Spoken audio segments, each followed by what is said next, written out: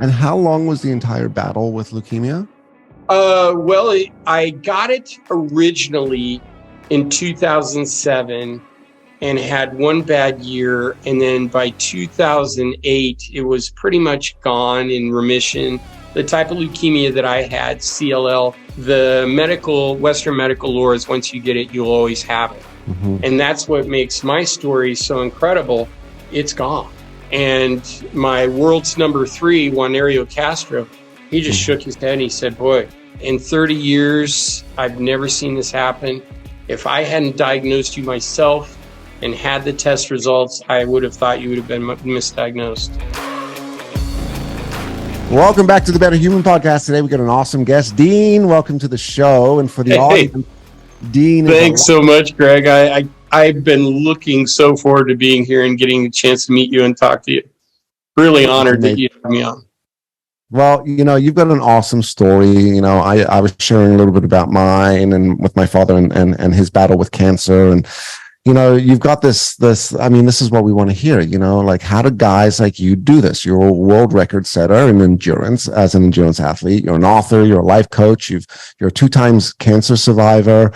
And today I want to learn all about this. I want to learn about your story more. I want to learn about sort of how you think and how you sort of go through this. And hopefully we could share a lot of this with the audience, that if anyone is battling with their own challenges and stresses in life, not just from a health standpoint, but maybe just from a mental standpoint, we could give them some nuggets and some gems and give them some tools to maybe, win a little bit more. Because I think that's what it's about as well. Or, as we say, be a better human.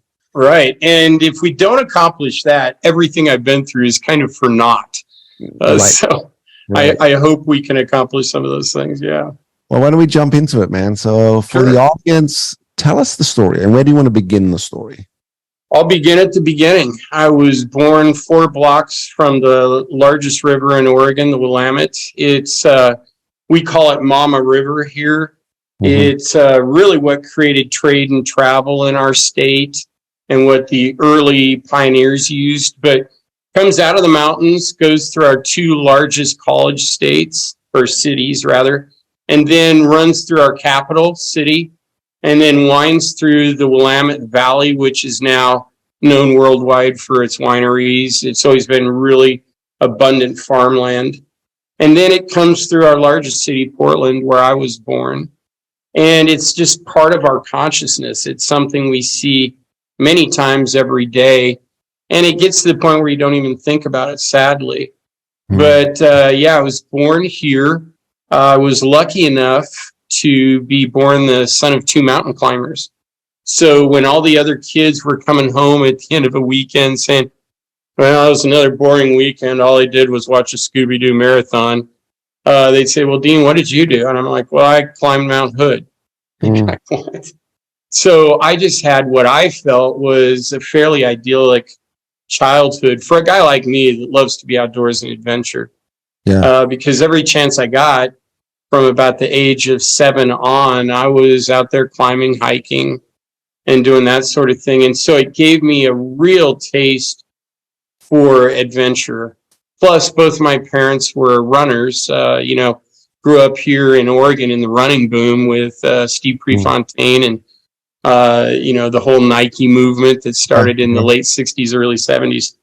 And so my dad jumped onto that, and he ran most of the world's major marathons. And I just saw that as a lifestyle. My parents were very unique in that they were the only 2 people I saw in the 60s that were married to each other and actually liked each other and loved each other. They had a very vibrant love life. And then they're the only 2 parents I knew that worked out in the 60s. We had a weight bench down in the old metal and iron one down in the basement that they used to go down and lift that just to stay in shape. And so I got this real rich history that I think is really important for people to know why I made some of the decisions I did later. It was just kind of natural for me. Yeah. They say role modeling is the most effective way to teach and to impact and to influence. And that's what you just described. You watched your parents be very healthy, right? Physically healthy, emotionally healthy. you talk about in the 60s, there was, not a lot of couples or marriages lasted or stayed together or were at least happy. It's the same today, it's maybe Right. even worse today. Right. And, Right. I have young kids, and it's a thought that I have, which is, what are we doing to make sure we stay together as a couple? And, we role model a little bit of, what a good relationship could be. Right. Although we probably mess that up, or I probably mess that up more than I do well at it. So we all do. We do. And they weren't perfect by any stretch of the imagination, but they did inspire me. I mean, I remember hiking down a trail one time, and my dad started chasing my mom, and her giggling the whole time, and him catching her and just kissing her. All of us were grossed out. Mm-hmm. But a part of me, I was about 8 or 9 years old, I thought, that's what I want someday. That was really my biggest dream. And so I went into the world with that. I really just wanted to be a world-class adventurer. That's what I thought I'd do when I was growing up. People ask me, what do you want to be when you grow up? And I'm like, an adventurer. And they'd be like, what? I'm like, sponsored climber. Well, they didn't know, but some of my dad's friends had been. And so I had met some of those folks. So that's what I wanted to do. But I started falling in love with soccer, and was on the very first Nike sponsored team here, a youth development team that took us over to the West Midlands. So we got to study under Liverpool, Manchester, Birmingham, Wolverhampton. And it just made me rabid mad dog for playing soccer. And I saw an old guy wearing a t-shirt not long ago that said, the older I get, the better I was. And that kind of defines my soccer career. But I had a chance to go just about anywhere I wanted to on a full ride scholarship. And so on a lark, I picked a small college in Kansas, thinking, hey, I could learn some more American history, because that was an interest of mine, and, have a fun year. No way am I going to get stuck there. Right. But wouldn't you know, I fell in love with a cute little Kansas farm girl, and gave up the mountains and everything I considered was beautiful, and put myself in exile for love, and lived and worked in her small town of 13,000 for 30 years. Wow. Until unexpectedly she got a brain tumor and died 52 days after she was diagnosed, 15 days before our 30th anniversary in 2010. And that was really the start of what I call the big shakeup in my life. Mm-hmm. Things were going along pretty well. Mm-hmm. I had accomplished just about everything I wanted to. I had a wonderful love life. I had a sweet daughter. I had a nice house. I had nice cars. I'd written a book. It was starting to do well. I felt like it was meaningful work. My private practice as a therapist was booming. Had everything I really needed. And then in like a heartbeat, it was just all gone. Everything changed. Yeah. Yeah. And that must have been also just like a major emotional impact, considering what we just spoke about before, which is your entire model for your life was built from the successful marriage of your parents, and you get married forever. And I mean, I can't imagine what that mentally and emotionally took from you in order to work through that. Yeah, it devastated me. The ironic thing is I was considered a grief expert in the Midwest. Mm-hmm. I'd sat on several panels, written several articles, had done guest hosting. And when she died, I even emailed 2 of my ex-clients and apologized. I said, I thought I knew about grief. I didn't know anything. And they said, Dean, you were helpful. It was okay. And I'm like, well, I apologize, because now I know that I didn't know. The other thing that was devastating is having gotten married so young and living in this small town of 13,000. I was always an outsider, the crazy guy from the West Coast that had married one of the townies. And so I was always Mary's husband. That was fine with me. I love that job. I'll take that role any day. But when she was gone, I realized that had subtly and subconsciously shaped my whole adult identity. Who was I now that I'm not Mary's husband? Right. And it just really shook me. And within a year, I had leukemia and lymphoma. And then it just was this terrible spiral into hell. I just spent most of my time being angry that, or sad that she was gone, and I had no will to really do anything. And just by 2013, I'd moved back to Oregon, because Kansas without the cute little Kansas farm girl is Kansas. Right. So I came back home thinking that would right all wrongs, and it didn't. I was just even more isolated because now I didn't have my adult friends. Right. I had my family, and they did everything they could, and I was renting for the first time in over 30 years. That seemed really odd. Yeah. And all of my money, I built this mountain of money, and it was either had gone or was going to doctor bills. So I saw it just screaming away. And so I'd always been content and fairly secure that way. And now that was ripped out. It's just one thing after another. And by 2013, I realized I'd kind of lost my will to live, which surprised me because I'd never had those kinds of thoughts.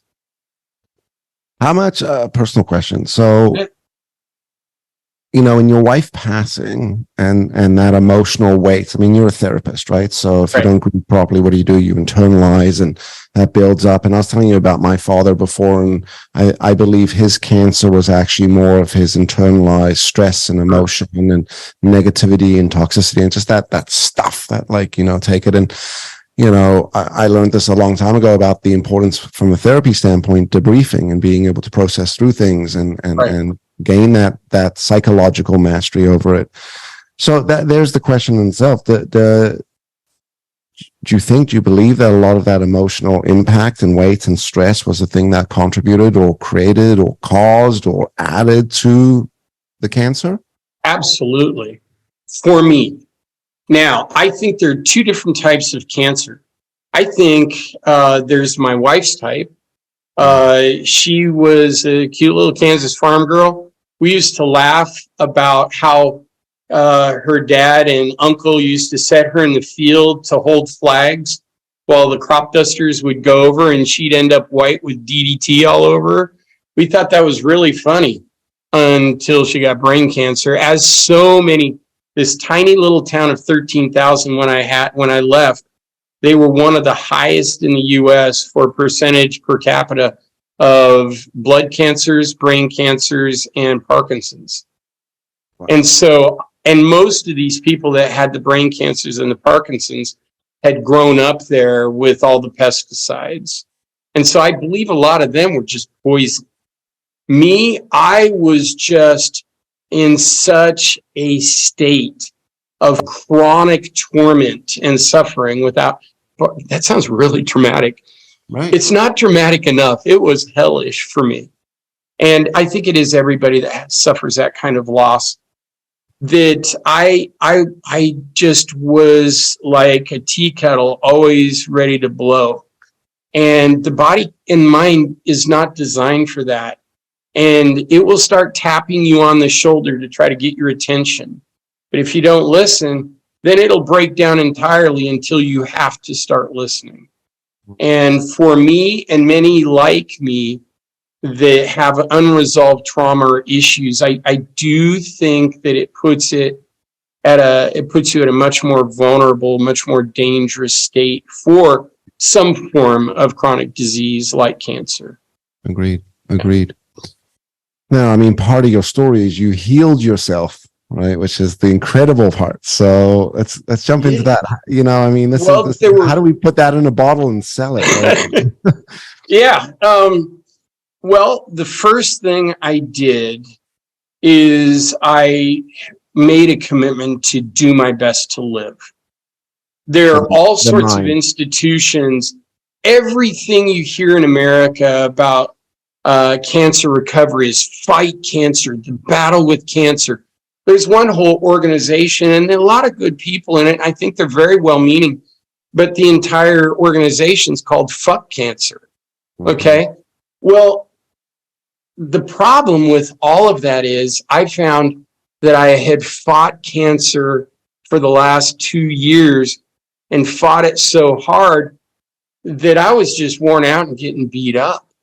Either I was winning or I was losing, but it wasn't a sustainable thing. It was, I don't know if you've ever been in a fight. Hope not. I grew up in the 60s.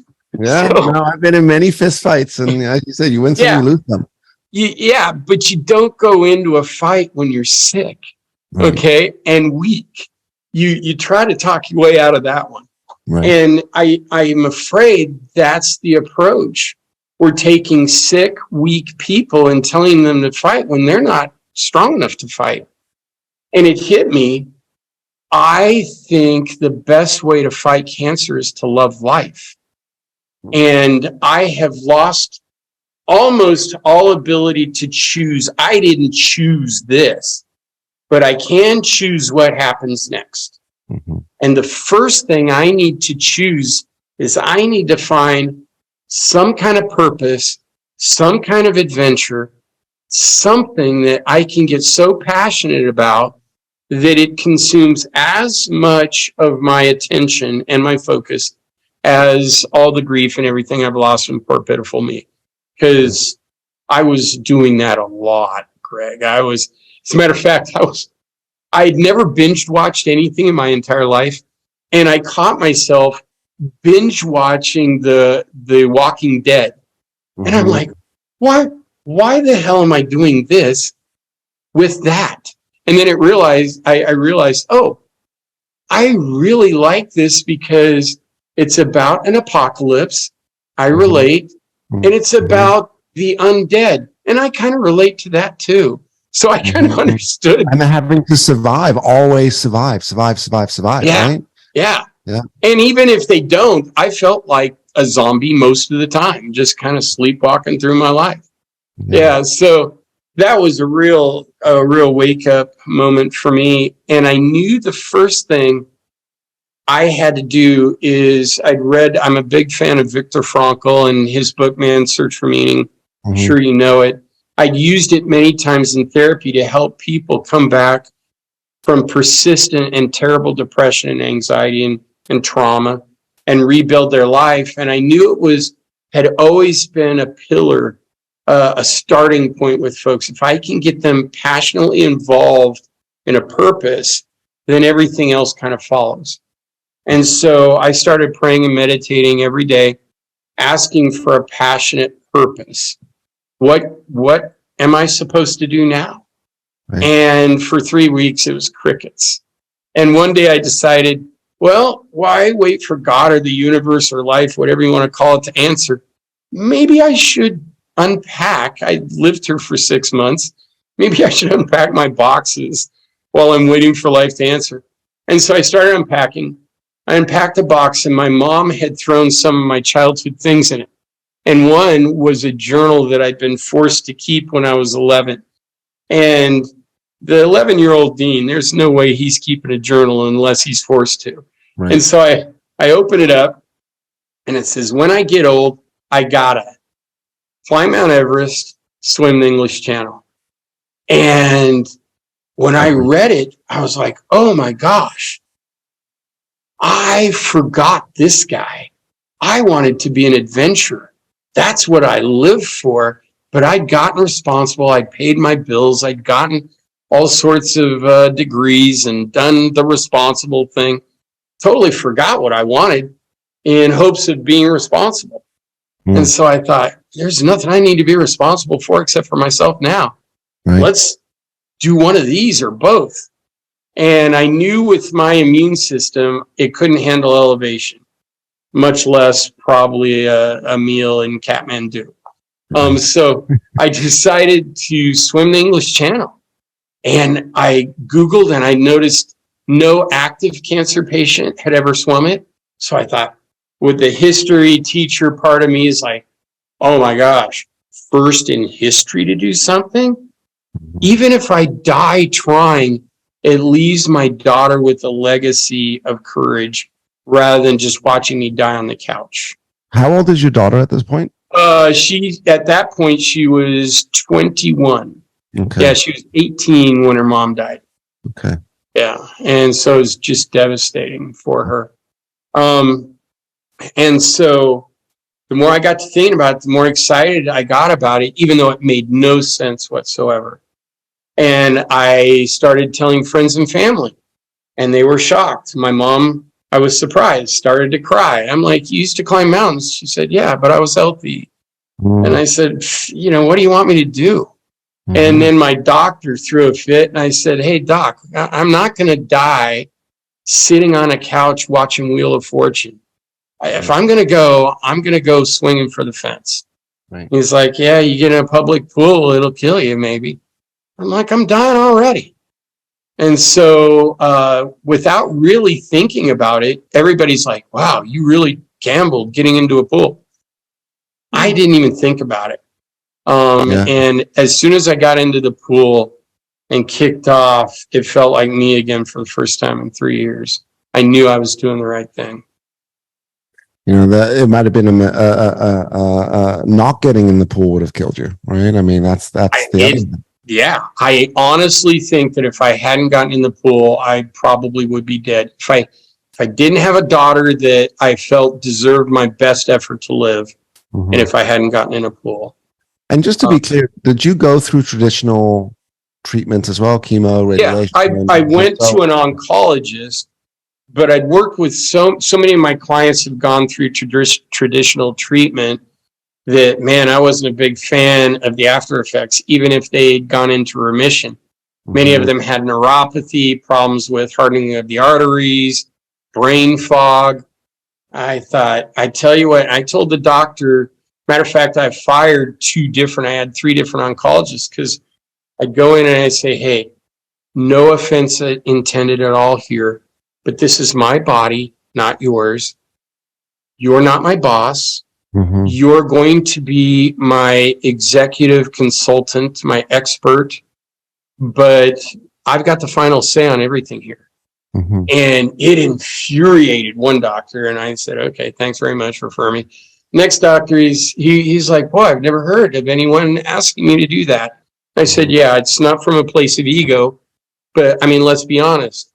I die, it doesn't affect your life. I die, it affects my daughter's life.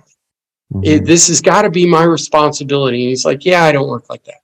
And so I fired him, and then found a really wonderful one that was kind of half irritated at me most of the time, but would always keep a grin on his face like, oh, here we go again. But I told him chemo and radiation have to be the last ditch effort. I want to try everything before that. And almost every time he'd say, okay, it's time. I'm like, nah, I'm not ready yet. Am I dying now? And he said, no. And so I'd say, well, how long till, I'm at that state? And he said, well, I don't know, but what you'll have to do is come in more often for a blood test. Yeah. I'm like, I can do that. So that's what I did. And with the swim, I decided to go down to one of the world's top researchers and oncologists on leukemia, Dr. Juanerio Castro. And when I told him that I was going to swim the river, because right around, I started swimming August of 2013. By December, I was getting out of the pool, and the thought hit me, because my brain was finally starting to clear and all my numbers were going in the right direction. Thought hit me, who cares if another middle-aged man puts on a Speedo and swims to France?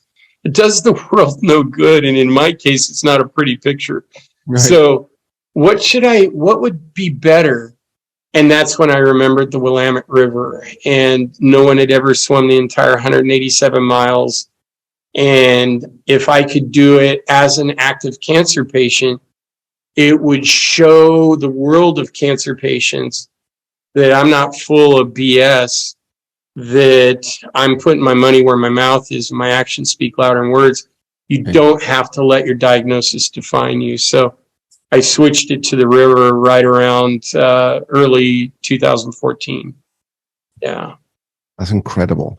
And then what was there any other therapies that you did? I mean, plant Not medicine? really, not traditional. I mean, I did all of the things that you're supposed to do. I started getting sleep for the first time in my life. I've always been kind of an ADD guy, so I have always had a lot of energy. So 4 or 5 hours, I'm up and going.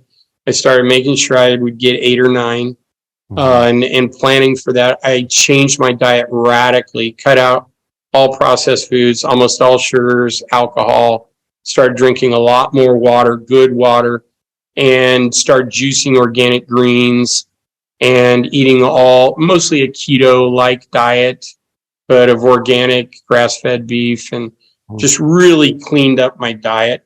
And then I'd been a constant meditator since 2000, do an hour of meditation a day, but I tripled that so that I could do some really good visualization. I'd heard that every cell in our body sloughs off somewhere between 10 and 18 months. So I thought, okay, if I do the right kinds of things and put my body in a good position, I've got a entirely new body in 18 months. Yeah. And so I started imagining myself being really fit, really ripped, just vibrant and full of strength and life. And there's a phrase from the Psalms that says, that I ran across one day, strong as a wild bull. Well, I'd been in Kansas. I'd been around a lot of cattle ranchers. I knew what a wild bull looked like. And so I started imagining and visualizing myself being as strong as a wild bull, never told a soul. And then on the 16th day of our swim, I had to get out, go to the bathroom. I'm coming back and pulling up my wetsuit. And my 79-year-old dad, who never gives compliments, is like, wow, Dean, you look strong as a wild bull. Wow. What? Wow, What did you just say? I'm like, where did you? Because he'd never said anything. I'd never heard anyone use that phrase. Right. And I'd been practicing it. And he's like, I don't know. And I'm like, that's nothing I've ever heard you say. Why did you choose that? And he's like, no, it's just getting weird. Okay, so stop. So, Wow. but things like that in my journey, Greg, happened time and time again. It was just so much fun. And how long was the entire battle with leukemia? Well, I got it originally in 2007 and had one bad year. And then by 2008, it was pretty much gone, in remission. The type of leukemia that I had, CLL, the Western medical lore is once you get it, you'll always have it. Mm-hmm. And that's what makes my story so incredible. It's gone. And my world's number 3, Juanario Castro, he just shook his head and he said, boy, in 30 years, I've never seen this happen. If I hadn't diagnosed you myself and had the test results, I would have thought you would have been misdiagnosed. Wow. Yeah. And what he thinks did it, as near as he could figure, is that 22 days on the river, particularly since the first 16 days, it was 40 to 45 degrees Fahrenheit. And so it was extremely cold. About every 30, 45 minutes, I had to get out because I started going into what's called the deep core throttle, or thrombosis, where your internal organs start to bang against your rib cage. Yeah. And so when I'd start to feel that, I'd get out after swimming for 45 minutes, do jumping jacks on the riverbank, then get back in. And we do that for about 10 to 12 miles a day. Yeah. Do you still do cold therapy? Do you still do cold plunges? Oh, yeah, absolutely. I mean, after the last day of the swim, I just felt good. And people were telling me I looked good, which I'd never heard before in my life. So I thought that was kind of fun. But I went and got my first blood test and it was gone. And I knew in my heart it was as a result of boosting my immune system. And I'd never heard of Wim Hof. This is 2014. I didn't know all the science behind it. I just intuitively felt it. And so I just continued to take ice baths and then swim in rivers rather than pools as much as possible. Yeah, I've rarely missed a day in 10 years of not starting out my day with an ice bath. Incredible. And to clarify, you didn't go through chemo and radiation. Never. No. Never. Like you were No. holding off. You went to your doctor. You said, "Look, if I absolutely have to go there, I will. But for now, I'm going to do this." And you didn't go off and do ayahuasca in the mountains somewhere and visualize. No. It was doing some basic things. If I heard you correct, clean up your diet. Right, food Right. is medicine. Right. But that can only go so far without Sure. your mind. Right. If you don't clean up your mind, if you don't. Right. If you don't start to focus, this is where people talk about the concepts like law of attraction and, putting things into the universe. Quick story. I had COVID. This was, I guess, 2023. So 2021, when we first came down to Costa Rica, what was scary about it was like my wife, myself, and the kids got it. It was a bad round of it. Oh.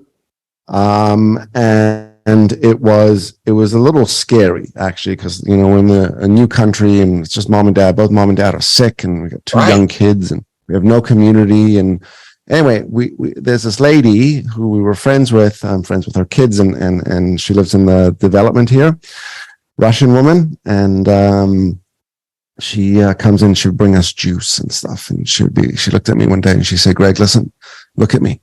And I said, "What?" Big stern Russian accent.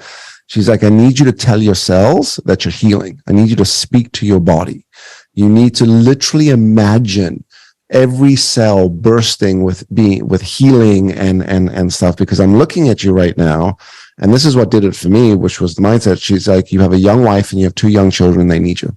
So almost like get the fuck up and get your mind right." And that was literally the tipping point where I started to get better.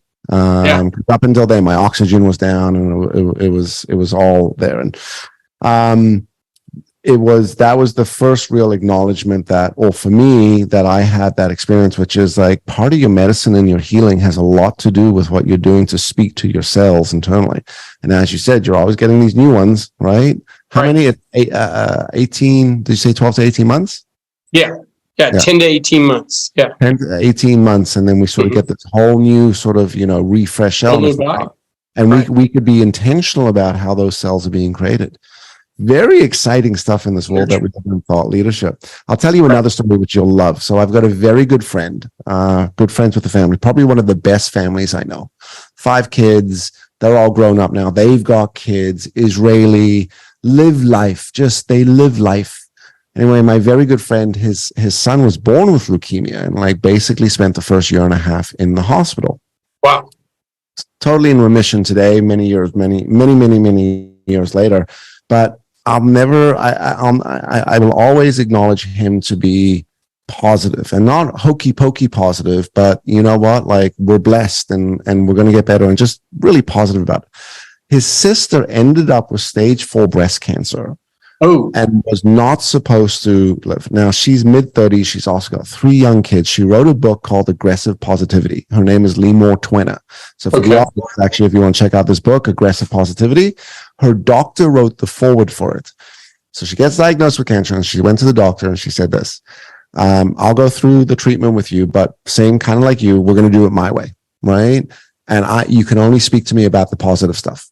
You can't talk about the negative stuff. You can't say, well, there's only a 10% chance that you're gonna live. You're gonna say, by the way, 10% of people live here, right? Or live through this, or 90% of people do heal, or everything has to be positive." Second, all her friends and family, she called up some of them and said, "Look, I just can't see you and be around you for the next while because I'm only going to surround myself with positivity." When she lost her hair, it was a massive party, dance party. The kids were shaving their head, mohawks, just having a lot of fun with it. Anyway, basically what the book says is, and the doctor says, I've never seen anything like this in my entire career of being an oncologist, that I believe part of her success and healing, completely in remission, had everything to do with her positive mindset and attitude along with the treatment. So, I absolutely agree. Right. Yeah. Yeah. You can't, the mind and body, and I believe even the spirit, are so inexorably tied. You can't just treat one of them. You have to treat all of them. And when you do, miracles happen. Things happen beyond our perceived limits. Mhm. And I believe one of the ways to tap into that is that aggressive positivity, like we were talking about, loving life as a way to fight cancer. But I think the thing I've found, Greg, in the last 20 years is I got fascinated way before any of this happened with people's dreams, their hopes and dreams. And so I asked 50 in a row, their first interview, what are your hopes and dreams? And I had a hypothesis as to how many, given in that terrible state, would be able to tell me out of 50. Guess how many were able to tell me? 50 or? Yeah, I would have said 2 out of 50, and I was exactly wrong. 48 out of 50, they say, I don't know, Dean. I'm like, no, I seriously want to know. You had a dream at some point. What was it? And do you still if everything went right, would you still like to accomplish it? 48 out of 50 could tell me down to little idiosyncratic specificities exactly what their hopes and dreams were. And if I could get them to go after that, they'd get better. And so having that background, I knew if I had this purpose and it became a dream, a big dream, that things would just kind of almost like a magnet be attracted to that dream. And many times physical health is a big part of that. Right. You know, when I swam this river, I knew it was going to be cold. I didn't know anything about cold water immersion, never heard of Wim Hof, didn't know that it boosted my immune system or gave me huge hits of serotonin and dopamine and oxytocin and norepinephrine and all sorts of wonderful things. Didn't know how it changed the mitochondria and how they function. Didn't know that it took brown fat and used it against cancer. Didn't know any of that. I just knew it was going to be hellish, but that's what I had to do in order to accomplish this thing. And so I was just a guy trying to have the grit to do what nobody'd done before, not knowing that by following my dream, I was putting myself and my body in the one environment that would heal it without chemo or radiation. And this is, you know, the medical society is not going to want to listen to this interview, nor maybe read your book, right? Because it goes against the grain. And I think if you're not careful, and what I love about your story, very specifically what you said earlier, was you were very in charge and responsible and focused in what your treatment and healing was going to be. You weren't giving that up to some expert that we give blind trust to, and it becomes, okay, you tell me, fine, I'll just believe it. And my buddy says this, he says, you know, the danger sometimes with doctors are the most indoctrinated, which is once they've been taught that, hey, this is the process, you do chemo, you do radiation, you do these drugs, you do this, blah, blah, blah. There is no veering them off that path, right? So, well, and even if they try to on their behalf, if they don't follow certain protocols, then they don't get paid by the insurance. There's repercussions. So, yeah. So, you know, I think, you know, to all the audience listening, from a health standpoint, not just cancer, but really making sure that you're taking charge and being active in this and driving is key, right? So I think so. Super cool. Tell me about the therapy that you used to do, just quickly. I'm curious. I just was a regular therapist, licensed clinical marriage and family therapist, specialized in anxiety and trauma, veered towards sexual trauma. I think that's one of the reasons I got leukemia the first time, is all day, every day, 40 hours a week, I was hearing the worst incest, rape, and molestation stories you can imagine, not knowing how much it was creating secondhand trauma in me, and that I was just carrying too much. Once I got sick that first time, I changed that around. But ever since my experience with the river and my world records, but especially since my lymphoma, after the swim got done, my leukemia was gone, but my lymphoma just started getting really aggressive. And they started really pushing me to do chemo and radiation for that.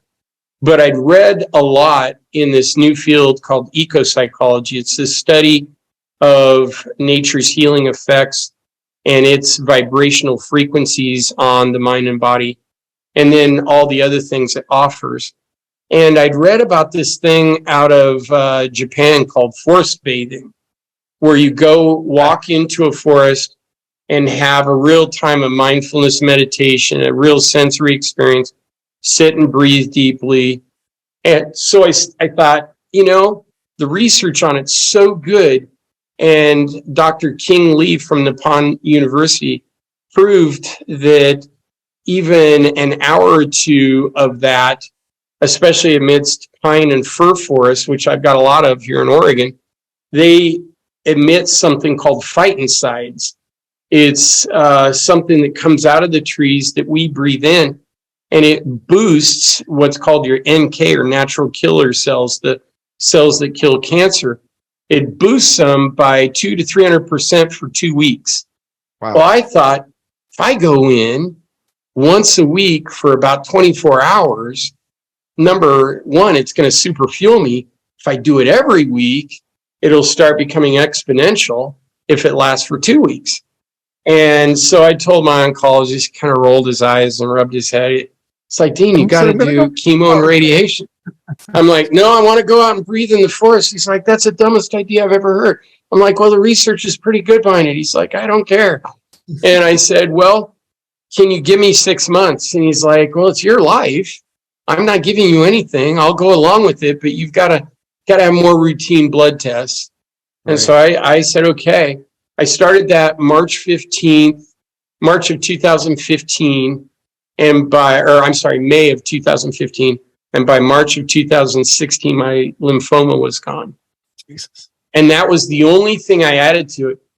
But Greg, let me tell you, I love it so much that I never thought I'd fall in love again until this beautiful personal trainer yoga instructor acted interested. And I'm like, well, I'm going to enjoy this as long as you'll let me. And Right. the more I got to know my wife now, Bobby, she's more beautiful on the inside than she is the outside. And that's saying a lot. And, but anyway, when I met her, I said, hey, I go spend one full night, one full day in the forest by myself.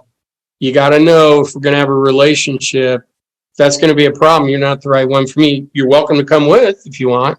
Yeah. But this is something I do, and this is just who I am. And she's like, I know. And that's what I love about you. Why would I want to change you? No. And of course, she's kept true to that. But yeah, it's something I do to this day. Every Friday, I go spend the entire, and then many times the night, in the forest, just praying, reading, meditating, walking around, looking at trees. And then there's a glacier-fed stream real close that I get into. It's usually around 36 to 40 degrees, and get those glacial minerals in me and the cold experience. And so that's something that I've done. And those two things that healed, or at least took everything I was doing and put it over, tipped the balance of the scales in my direction, made me wholeheartedly believe that nature has so many things for us that we're not tapping into. And so now that's the way I'm pushing my whole practice and coaching. I'm starting personal intensive and retreats out in the forest, because this idea, especially for men, Yeah. have them come in and sit down. I don't know if you've read, but a seated position is the second most powerless position you could take, only trumped by kneeling. And so we ask people to come in to an artificial environment and take a powerless position and then talk about their problems. Right. Makes no sense. Right. And so I have people up walking. They're moving forward. They're moving. They're making progress. And if you're talking about your problems at the same time, I've found subconsciously it gives them a feeling of empowerment, even if I never say anything. So smart, man. I could spend another 4 hours with you just picking your brain on the therapy side of things. What an incredible story. Nature is truly a healer. And you write about this in your book, The Wild Cure. I do. Mostly, we wanted to keep it short and sweet. And so we did a couple things, Greg, with my book. We made it less than 200 pages. Several of those pages, the last chapter is by a brilliant friend of mine, Tom Seeger. He's a professor of engineering and architecture and just disseminates research so well. He was the first person that very articulately broke down why the swim healed my leukemia and explained it to me in terms I could understand. And so he was one of the co-founders of Morosco Forge, the kind of cold tank that Joe Rogan uses. And he's become a great friend. And he, in the last chapter of my book, explains why we all should be doing cold water therapy and why it healed my leukemia. But most of the book is just kind of a fun read. And what we did was we interviewed everyone that had been a part of my team. And then we did something called braided interview. We took and broke it down so it's like just one big long conversation. So it's not just me talking about myself, because I get bored with myself pretty easily. Maybe you do, but I don't think other people do. Well, thank you. But it makes it a lot more fun. The biggest thrill has been just about everybody that's read it says they can't put it down because it's not like a normal book, because you're hearing everyone's adventure and everyone's different experience. And so it makes it a lot stronger narrative. And most people are reading it in one or two sittings. Cool. Sounds like a cool book. It's fun. By the way, I'm going to ask, I would love an autograph copy. I'd love to send you one. Yeah. Just give me your address. Yeah, I'll get that to you afterwards. Man, awesome. All right. If people wanted to learn more about Dean and your world and your practice, drop the websites, also social handles, like where could they find you? Yeah. I'm the most active on my Instagram profile, and it's called @DeanHallOfficial. And it's been really fun. We put up just a little video about a month ago, and I didn't even think it was our best video, but it blew up, and everything's been blowing up since. I've gotten 40,000 new followers in the last 4 weeks, and I think part of it is I'm highly accessible. If you write me, unless you're being really mean or caustic or toxic, I even tried to answer those people at first, but then I found out, no, they just want to have some kind of argument, and I'm not into that. But I answer every person that writes me. And so if you DM me, you're going to get a response. Takes a lot of time, but I think it's worth it. And I think it honors people's interests. So yeah, that's the best place to get me.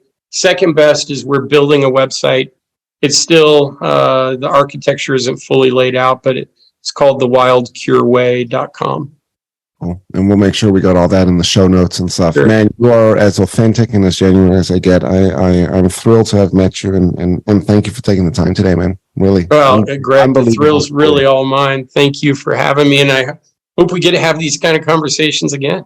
We do. We will, and lots more. Now, at the end of the show, we ask the most important question. It's the better human question. So at the end of each episode, we ask the guest, what do you think we could all do to be better humans tomorrow?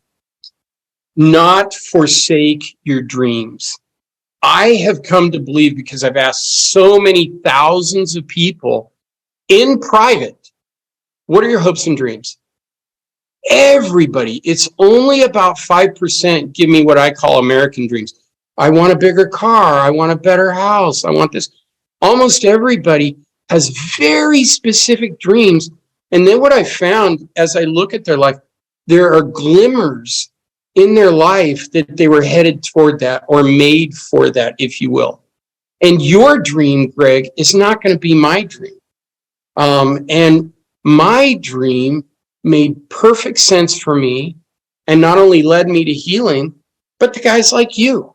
We wouldn't be talking if I hadn't swum the river while I was still an active cancer patient. But that was my dream, and I was willing to go out swinging for the fence rather than just wait and see. Mm. And it takes a lot of courage, almost always seems irresponsible. But if you'll just follow your dreams, everything will start working out and you will have a life way beyond anything you ever expected. It's incredible. Incredible. Wow. To the audience, if you are not following Dean already, I highly suggest it at Dean Hall Instagram. Go get his book, The Wild Cure, and then I'm sure the website, while it's still being put together, people can still come and get in touch with you.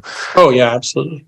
Awesome. All right, Dean, we're going to talk soon. But to the audience, if you like today's episode, don't forget to like, don't forget to subscribe, don't forget to share, and don't forget to give back. You know, make sure that you're sharing these episodes out to people that need to hear them. You can be your own thought leader and you could be an amazing role model to all others. We will see you next week.